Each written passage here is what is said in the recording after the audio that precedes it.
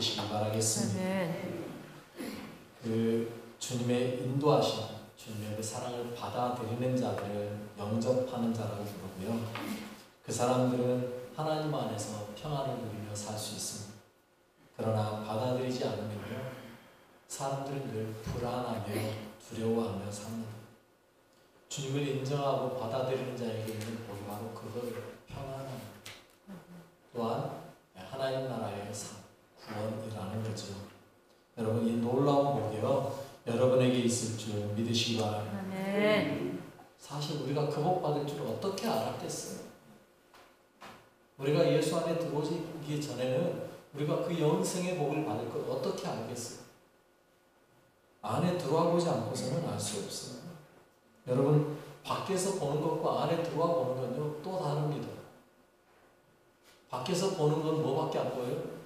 겉밖에 안 보여요. 그러나 안에 들어와 보면 비로소 진짜가 무엇인지가 보여요. 그 내면이 보이기 시작할 때 그게 진짜거든요. 많은 사람들이요, 들어와 보지도 않고요, 자기들은 다 아는 것처럼 이야기합니다. 밖에서만 보면 보인 것 가지고 판단합니다.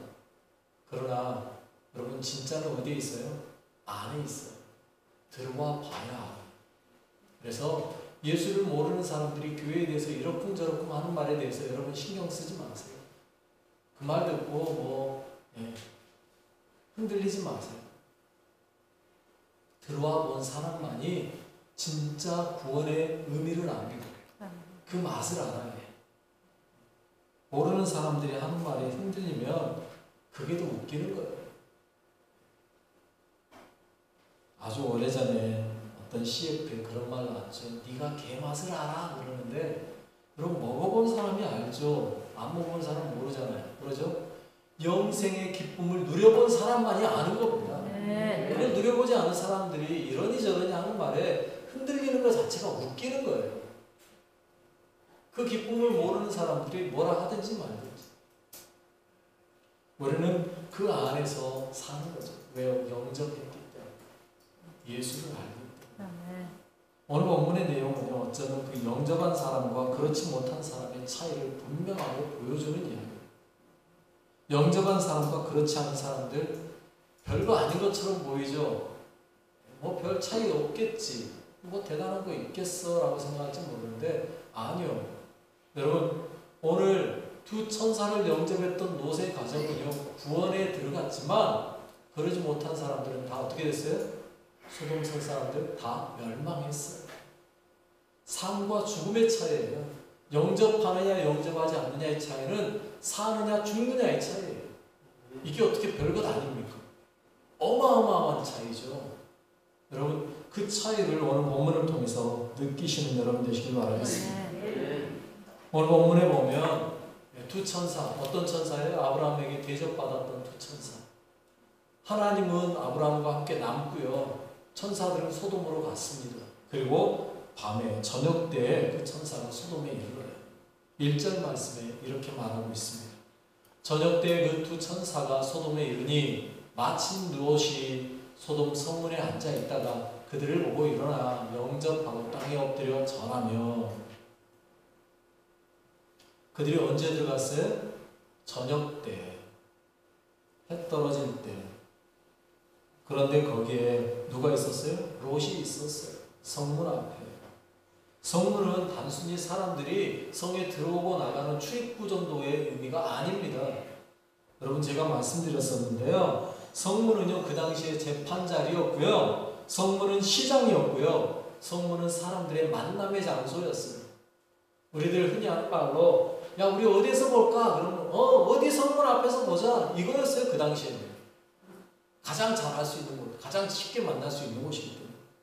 그리고 그 성문에 안으로 들어오면 넓은 광장이 있었기 때문에 성문 앞이 가장 좋았어요.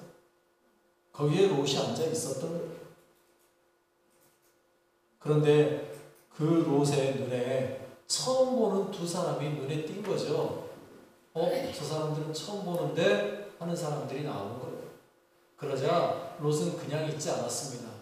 어떻게 했어요? 보고 일어나 영접하고 땅에 엎드려 절했어요.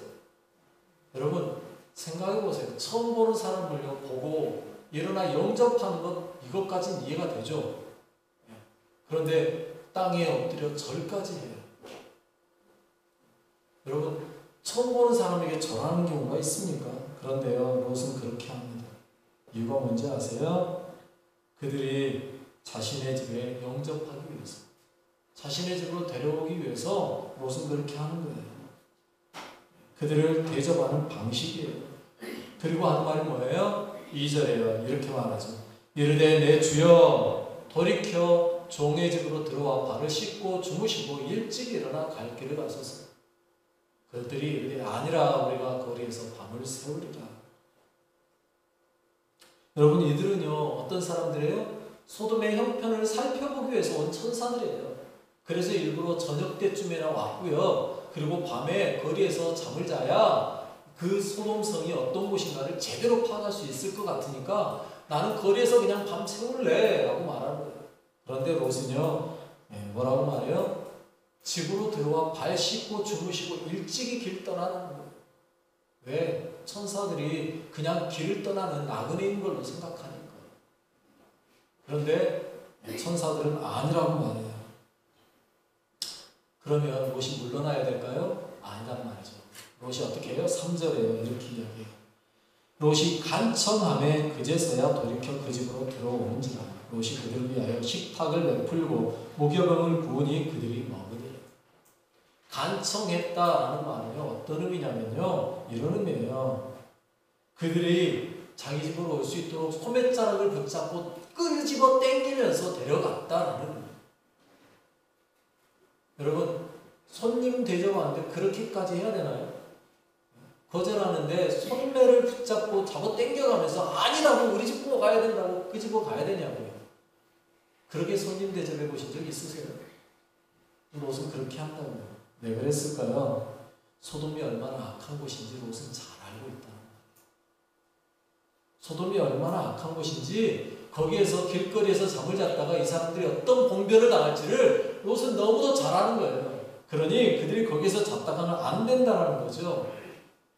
그들을 보호하고 싶고 그들을 어떻게든 구하고 싶은 마음에 롯은 소매를 끄집으며 억지로 끌고 데리고 가는 겁니다. 그래서 그들도 어쩔 수 없이 그 집으로 들어가는 거죠. 그리고 롯이 어떻게 해요? 식탁 베풀고 무교병 구워서 먹어요. 아브라함이 대접한 거에 비하면 정말 조촐한 대접이죠. 무교병. 이거는 일반적으로 그냥 오는 손님들 대접하는 그 방법이에요. 여기까지만 보면 그럴 수도 있지. 일반적인 지극히 평범한 이야기예요. 왜? 그 당시에 나그네 대접하는 건 평범한 일이었거든요. 사람들이 별로 많이 이동하고 사는 시대가 아니었기 때문에. 그래서 일상적인 이야기처럼 보입니다. 그런데 이 일상적인 이야기를 벗어나는 이야기가 이제 이 뒤에 4절에 나오기 시작해요. 4절에 뭐라고 이야기해요? 이렇게 말하죠. 그들이 눕기 전에 그 성사람 곧 소돔 백성들이 노소를 막론하고 원근에서 다 모여 그 집을 에워싸고. 여러분 저는 이 4절 말씀이 정말 충격이에요. 그들이 눕기 전에 옛날 사람들은 불빛이 별로 없기 때문에 일찍 잠이 들죠. 그래서 뭐 우리로 따지면 뭐 밤 9시 정도나 됐을지 아니면 그보다 더 빠른 시간일지는 모르겠어요. 어찌됐건 눕기 전에 사람들이 몰려와요. 그런데 몰려오는 사람들을 구성을 한번 봐보십시오. 노소를 막론하고 원근에서 다 모였어요. 이 말은 무슨 말이에요? 늙은이나 젊은이나 상관없어요. 거리가 멀든지 가깝든지 상관없어요. 소돔성에 있던 사람이란 사람은 다 모인 거예요. 누구 집 앞으로요? 롯의 집 앞. 그리고 그 집을 완전히 에워쌌어요. 왜요? 아무도 도망을 못 가요. 왜 그렇게 모인 거예요? 서로 손님 대접하겠다고 모였을까요? 아니면 그들이 천사인 줄 알고 천사 얼굴 보러 왔을까요? 차라리 그랬으면 좋죠.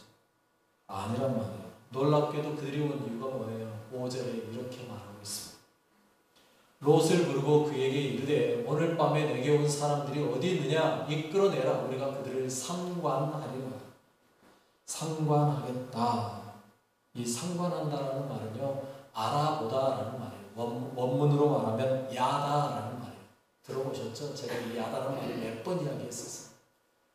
알다라는 뜻이에요. 그런데 아는데 단순히 그냥 이름 알고 호적 정도 알아보는 이 정도 호적 조사 정도가 아니란 말이에요. 이 야다라는 말의 의미에는요 깊은 뜻이 있는데 어떤 의미까지 포함되냐면 성관계까지 이야기합니다. 그래서 진정한 야다는요 부부 사이에서만 야다가 가능하다는 이야기예요. 그런데 이 단어를 사용하고 있어요. 여러분 천사가 지금요 남자의 모습으로 왔단 말이에요. 그런데 모소와 원근에서 모인 남자들이 그들과 상관하겠다는 거예요. 무슨 말이에요? 죄송합니다. 동성애예요. 영어를 좀 쓸게요. 영어에서 동성애를요 의미하는 단어 중에 하나가 소돔이라는 말이에요. 소돔에서 일어난 행위라는 의미거든요. 남성 간의 동성애, 학문 성교를 일컫는 단어가 바로 이 소돔이에요. 여러분 본문에서 조금 벗어난 이야기입니다. 지금 우리나라에서도 이런 데 합법화하려고 하고 있다는 거예요.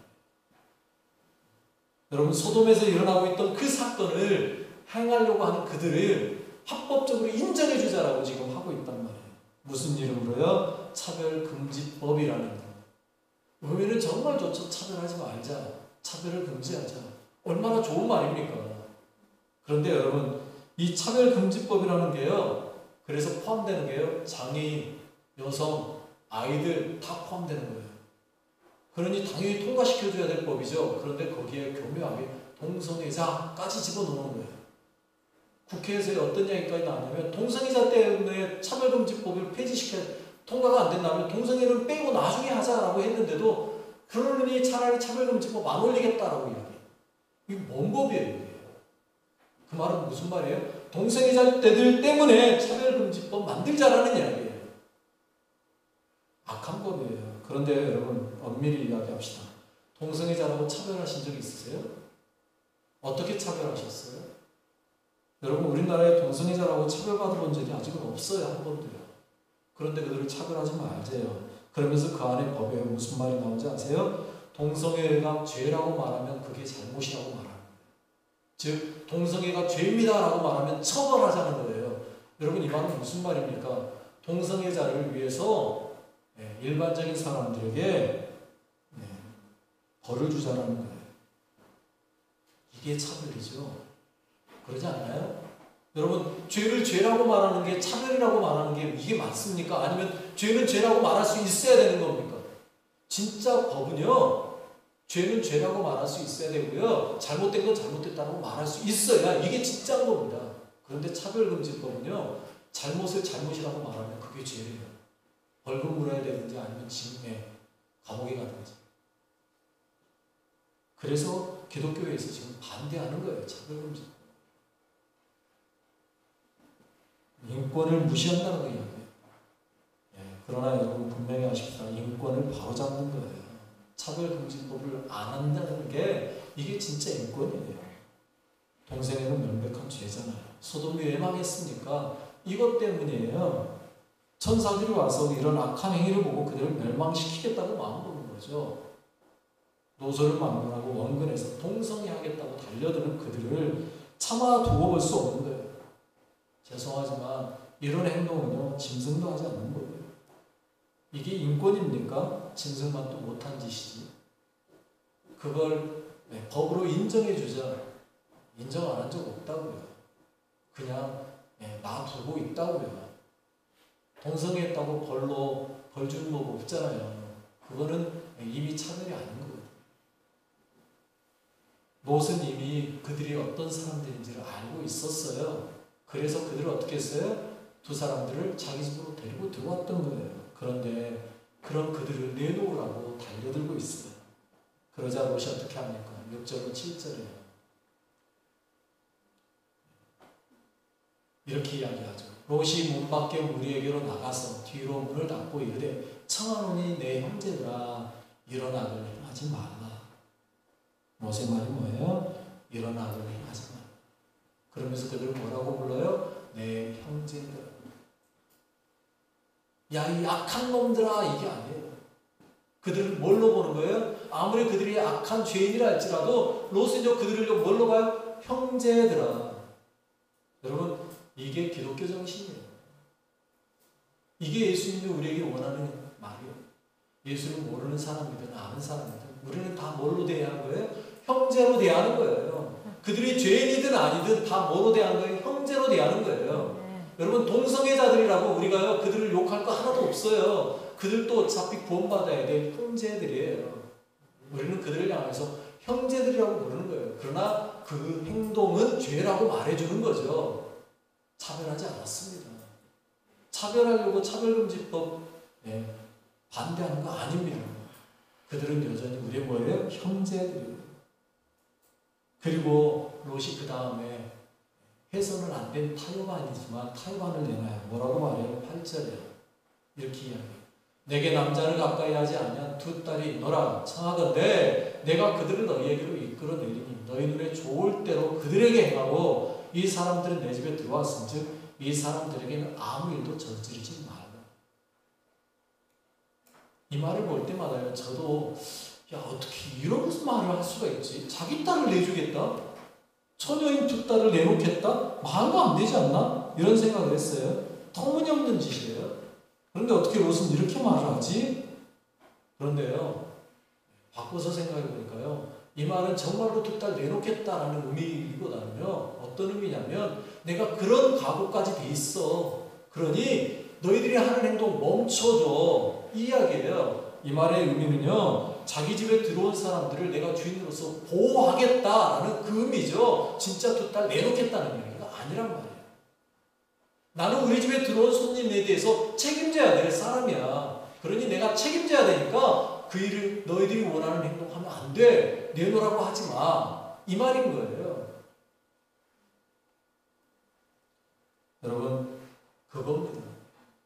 손님을 대접하고 손님을 영접한 다음에는요 그 사람은 끝까지 누가 책임져야 돼요? 그 집 주인이 책임지는 거예요. 여러분 우리의 삶도 마찬가지예요. 여러분 예수님을 영접하셨습니까? 네. 그렇다면 끝까지 그 예수님이 여러분과 함께 할 수 있도록 책임지셔야 된다. 네. 그건 누구 책임이에요? 내 책임이에요. 내가 책임지지 못하겠다고 예수님 안 되겠습니다. 나가세요. 쫓아내면 안 된단 말이에요. 롯은요 자기의 두 딸을 내놓을 각오를 가지고 책임지겠다고 말하고 있는 거예요. 그런데 그들의 반응이 뭐예요? 안타깝게도 9절에 이렇게 이야기해요. 그들이 이르되 너는 물러나라. 또 이르되 이자가 들어와서 거류하면서 우리의 법관이 되려 하는도다. 이제 우리가 그들보다 너를 더 헤아리라 하고 롯을 밀치며 가까이 가서 그 문을 부수려고 하는지라. 롯이 다치게 생겼어요. 롯이 위험에 빠졌어요. 책임지고 지켜주려고 하다가 롯이 지금 봉변을 당하게 생겼어요. 그러면 그냥 봉변 당하게 롯이 당하도록 놔둬야 될까요? 아니란 말이죠. 그래서 어떻게 합니까? 천사들이 나서는 거예요. 어떻게 해요? 10절로 11절 이렇게 말하고 있어요. 그 사람들이 손을 내밀어 롯을 집으로 끌어들이고 문을 닫고 문 밖에 무리를 대소를 막론하고 그 눈을 어둡게 하니 그들이 문을 찾으려고 헤매었더라. 영접하는 자와 그렇지 못한 자의 차이가 여기 있습니다. 영접하는 자는 공경의 어려움에 당하게 되니까 구원해내요. 천사가 그들을 오히려 롯을 구해주고 있어요. 그러나 영접하지 않은 자들은 어떻게 됐어요? 눈을 어둡게 했어요. 문을 못 찾아서 헤맸어요. 이게 단순히 소돔에서만의 일이 아니라는 사실을 기억하셔야 돼요. 신약시대에도 동일한 법이 적용되어 있어요. 요한복음 1장 11절로 12절에 이렇게 말씀하죠. 자기 땅에 오매 자기 백성이 영접하지 아니하였으나 영접하는 자, 곧 그 이름을 믿는 자들에게는 하나님의 자녀가 되는 권세를 주셨습니다. 여러분 일반적인 사람들은요 영접하지 아니하였다라고 말합니다. 자기 백성들이 영접하지 아니했다라고 말하고 있습니다. 하지만 영접하는 자들이 있었어요. 그 영접하는 자, 그들에게 믿는 자, 그들에게 뭐라고 말해요? 하나님의 자녀가 되는 권세를 주어졌어요. 여러분들은 하나님의 자녀가 되는 권세를 받았음을 믿으시기 바랍니다. 하나님의 자녀는요 어떤 사람들입니까? 하나님 나라 백성이라는 이야기예요. 그리고 영원한 생명 얻었다라는 거예요. 구원받았다라는 겁니다. 롯처럼 영접하고 나니까 구원받은 거예요. 롯이 밀쳐져서 곧 어려움을 당할 처지에 놓였을 때 천사가 그들을 끌어냈을 뿐만 아니고요. 어떻게 해요? 우리가 그 이야기 아닌가. 롯을 그 소돔성에서 나갈 수 있게 해줘요. 소돔에서 유일하게 산 사람들이 롯의 식구밖에 없어요. 그 이야기 이제 오후에도 할 겁니다. 여러분, 그러나 영접하지 않은 자는 눈이 어두워져요. 보지 못했어요. 세상은요, 알지 못해요. 누구를요? 예수. 요한복음 1장 10절에 그렇게 말해요. 그가 세상에 계셨으며 세상은 그로 말미암아 지은 바 되었을 때 세상이 그를 알지 못하고. 여러분, 우리가 세상에 속하느냐 하나님께 속하느냐의 차이가 엄청나다는 사실. 영접하느냐 그렇지 않느냐의 차이가 엄청나다는 사실. 우리 표현대로 할게요. 하늘만큼 땅만큼의 차이입니다. 하늘만큼 땅만큼. 여러분, 그들은요 보지도 못해요. 아니, 보면서도 알지 못했어요. 예수님이 그렇게 말씀해요. 요한복음 9장 41절. 예수께서 이르시되 너희가 맹인이 되었더라면 죄가 없었으려니 본다고 하니 너희 죄가 그대로 있는. 여러분, 본다고 하지만 그들은 실상 뭐한 사람이에요? 보지 못한 자들이었어요. 그래서 어떻게 돼요? 죄가 그대로 있는 거예요. 차라리 보지 못했다면 죄가 없을 수도 있다는 거예요. 여러분, 우리 사람의 죄를 한번 가만히 생각해 보세요. 뭘로 죄를 제일 많이 짓는지. 저는요, 손이 죄를 제일 많이 짓는 줄 알았어요. 그런데 가만히 보니까 아니더라고요. 뭐가 제일 많이 져요? 눈이에요. 눈으로 보는 게 다 죄예요. 우리의 죄의 모든 것들이 거의 다 죄를 눈으로 져요. 그래서 우리는요, 한국 사람들은 특별히요, 다 어떻게 해요? 다 보잖아요. 맛도 어떻게 해요? 봐요. 냄새도요, 맡아서 봐요.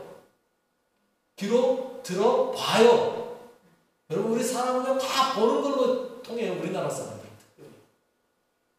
그러니 얼마나 눈이 죄를 많이 지어요. 여러분, 제대로 보시길 바라겠습니다. 네. 그러려면 어떻게 해야 돼요? 영의 눈이 뜨셔야 돼요. 네. 그래서 진짜를 볼 줄 아셔야 돼요. 네. 예수 그리스도를 볼 줄 알아야 돼요. 네. 그래야 우리가 구원받는 거예요. 영접하는 거예요. 여러분, 또한요, 영접한다는 건요, 한 가지가 더 있습니다. 뭔지 아세요? 롯처럼 끝까지 책임지는 거예요. 끝까지 책임지는 거예요. 한번 영접하고 나서 무슨 문제 있다고, 아이고 이제는 됐다고 나가시라고, 이거 아니라는 거예요. 여러분, 끝까지 책임져 주는 거예요. 내가 죽는 한이 있어도요, 그 일에 책임을 지고요, 끝까지 막아서는 거예요. 이게 주인의 자세입니다. 롯은요, 자신이 주인으로서 자기 집에 들어온 손님을 방어하기 위해서 최선을 다했어요. 여러분, 중간에 책임질 수 없다고 주님에게 이제는 안 되겠습니다, 주님, 가십시오. 이건 아니잖아요. 롯은요, 자신이 책임지겠다. 심지어는요, 어떤 각오까지요? 두 딸을 내어주겠다라는 각오까지 합니다. 말도 안 되는 타협까지 하려고 했다는 거예요. 하지만 여러분, 그러기까지 그는 책임지려고 하는 자세 때문에 결국 어떻게 됐어요? 천사가 그들을 오히려 구원해 내줬어요.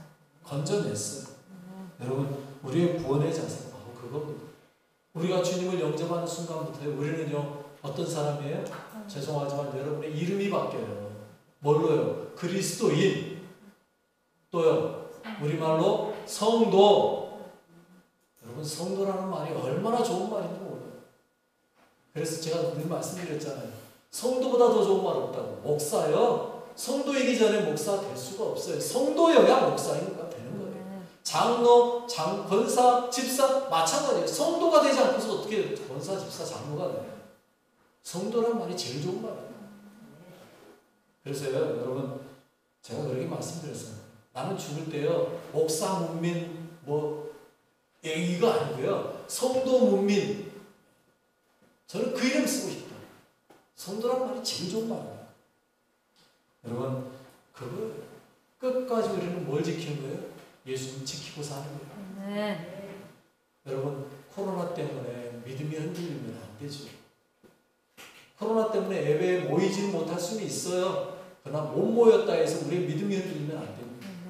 모이지 못해도요, 어디에서든 하나님 바라보고요, 하나님 말씀 듣고요, 말씀 안에 살고 노력해야 되는 거예요. 코로나 시대가 되면서요, 두 부류로 다 갈리더라고요. 제가 인터넷을 보면서요, 요즘 느끼는 게 그거예요.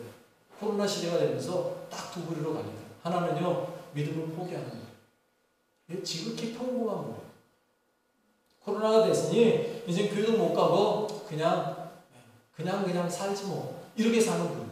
또 하나는요, 코로나가 되면서부터요, 오히려 더 인터넷 보면서요, 더 하나님 안에 살려고요, 더 열심히 노력하면서 삽니다. 두 부류예요. 여러분은 어떤 부류세요? 여러분 스스로 판단하세요. 나는 끝까지 예수 안에서 책임지고 예수만을 붙잡고 하나님의 자녀답게 영접하는 자로 하나님의 자녀의 권세를 누리며 살겠다. 그런 여러분 되시길 바라겠습니다. 그래야 할 때 이 세상이 불로 망할 때, 소돔처럼 불의 심판받을 때 어떻게 돼요? 거기서 건짐받는 거예요. 구원받는 거예요. 영접하는 자의 특권입니다. 온전히 주님만을 영접하고 주님이 허락하신 그 특권, 하나님의 자녀가 되는 그 권세 누리며 살아가는 여러분 되시길 바라겠습니다. 기도입니다. 우리는 주님을 영접한 자들입니다. 주님이 내 안에 거하시고 계심을 믿습니다. 주님께서 나와 함께 하시기에 나에게 생명이 있고 그 생명이 나를 살게 합니다. 영생을 누립니다. 주님의 자녀 되었습니다. 이제 오직 주님을 위해 끝까지 최선 다해 섬기는 책임지는 자 되게 하옵소서. 주님을 영접한 것을 후회하는 자가 아니라 기쁨으로 잘 영접하고 대접하고 섬김으로 주의 자녀로 살기 원합니다. 나를 구원하시고 내 안에 함께 거하시며 인도하시는 우리 주 예수 그리스도의 이름으로 기도드립니다. 아멘.